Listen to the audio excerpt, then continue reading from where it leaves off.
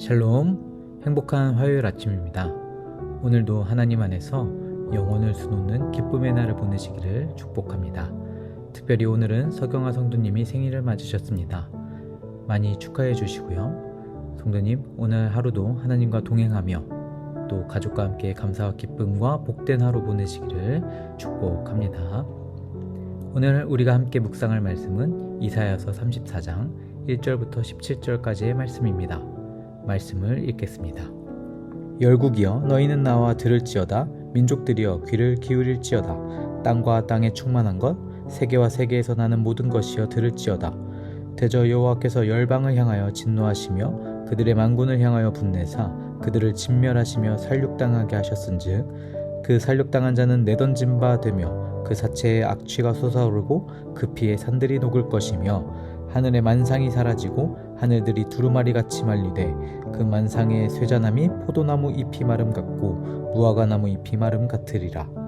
여호와의 칼이 하늘에서 족하게 마셨은즉 보라 이것이 에돔 위에 내리며 진멸하시기로 한 백성 위에 내려 그를 심판할 것이라. 여호와의 칼이 피 곧 어린 양과 염소의 피에 만족하고 기름 곧 순양의 콩팥기름으로 윤택하니 이는 여호와를 위한 희생이 보스라에 있고 큰 살육이 에돔 땅에 있음이라. 들소와 송아지와 숫소가 함께 도살장에 내려가니 그들의 땅이 피에 취하며 흙이 기름으로 윤택하리라. 이것은 여호와께서 보복하시는 날이요 시온의 송사를 위하여 신원하시는 해라. 에돔의 시내들은 변하여 역청이 되고 그 티끌은 유황이 되고 그 땅은 불붙는 역청이 되며 낮에나 밤에나 꺼지지 아니하고 그 연기가 끊임없이 떠오를 것이며 세세에 황무하여 그리로 지날 자가 영영이 없겠고 당아새와 고슴도치가 그 땅을 차지하며 부엉이와 까마귀가 거기에 살 것이라.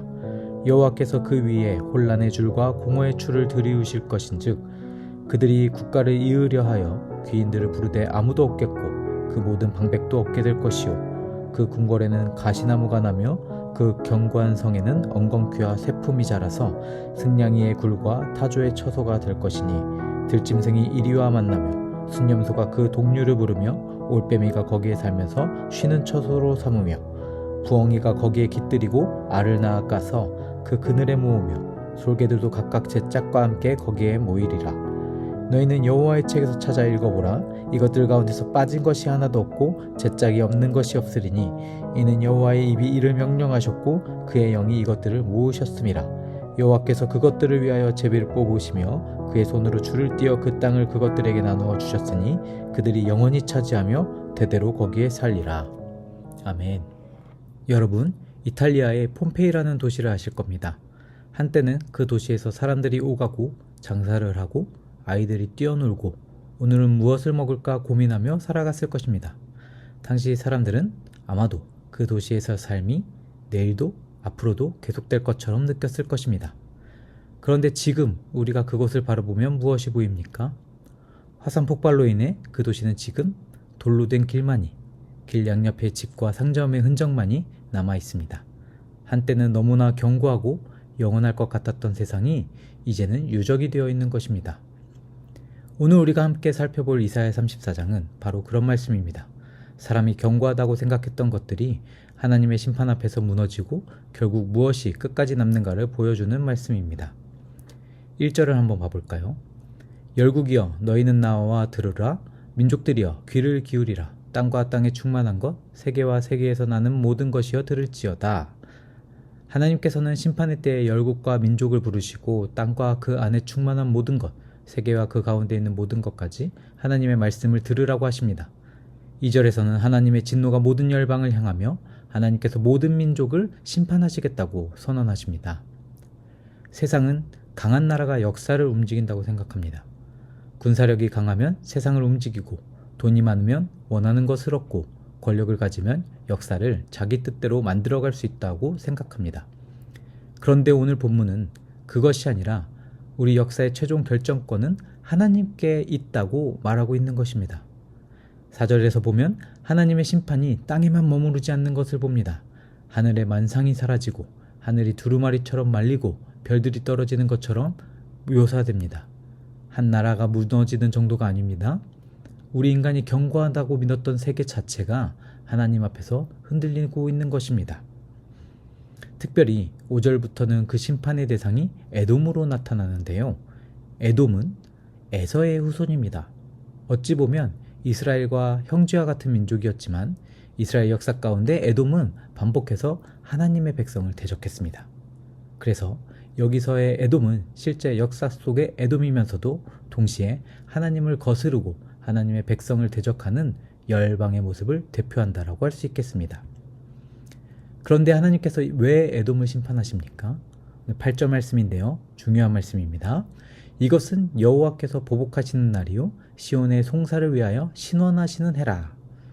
송사라는 것은 억울한 일을 가지고 재판장 앞에 가지고 가는 것입니다.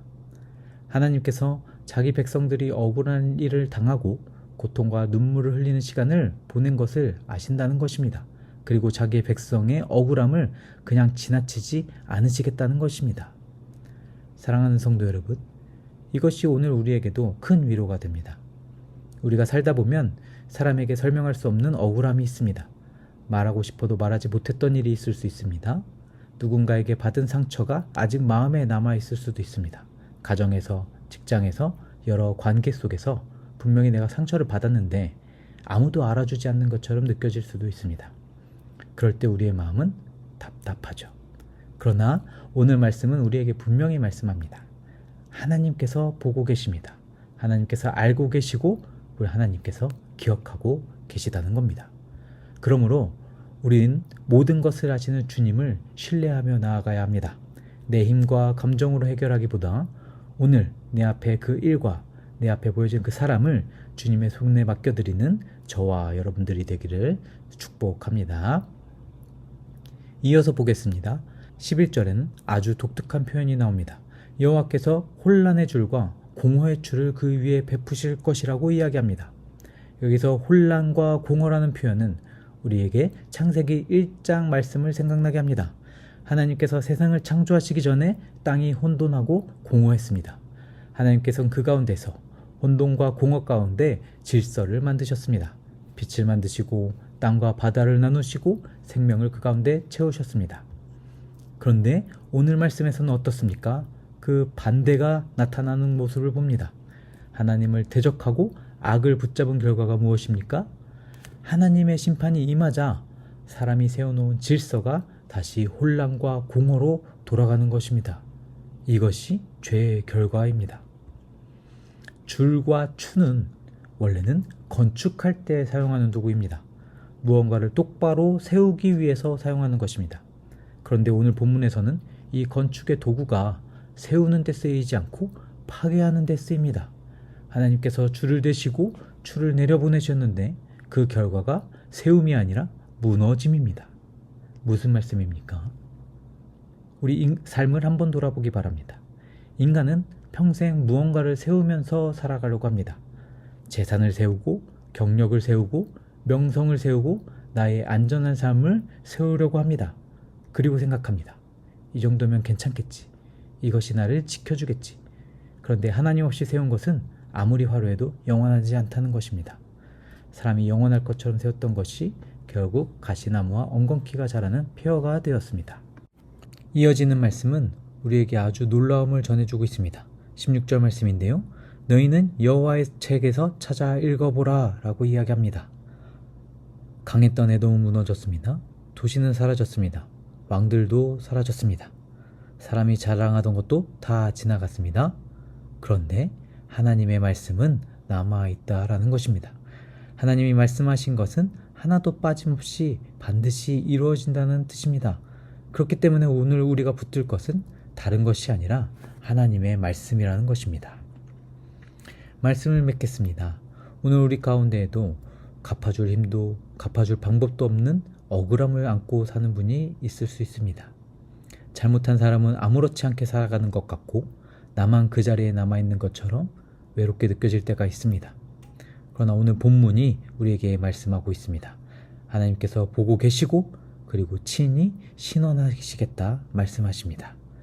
그러니 오늘 그 억울함을 우리 스스로 갚으려고 내 손에 붙들고 있지 마시고 반드시 이루시는 그 하나님의 말씀의 손에 내려놓으시기 바랍니다. 그리고 우리가 애써 쌓아 올린 것들도 기억하기 바랍니다. 언젠가는 저 폐허가 된 수많은 유적들처럼 흙으로 돌아갈 것입니다. 그러나 그 모든 것이 무너지는 자리에서도 하나님의 말씀만은 끝까지 남습니다. 오늘 우리가 붙들 것은 사라질 세상의 견고함이 아니라 하나도 빠짐없이 이루어지는 하나님의 말씀입니다. 그 말씀을 붙들고 오늘도 승리하는 하루 되시기를 우리 주님의 이름으로 축복합니다. 기도하겠습니다. 하나님 아버지, 오늘도 말씀을 통하여 역사의 주인이 하나님이심을 깨닫게 하시니 감사합니다. 우리가 무너질 것을 영원한 것처럼 붙들고 살았던 모습을 용서하여 주시옵소서.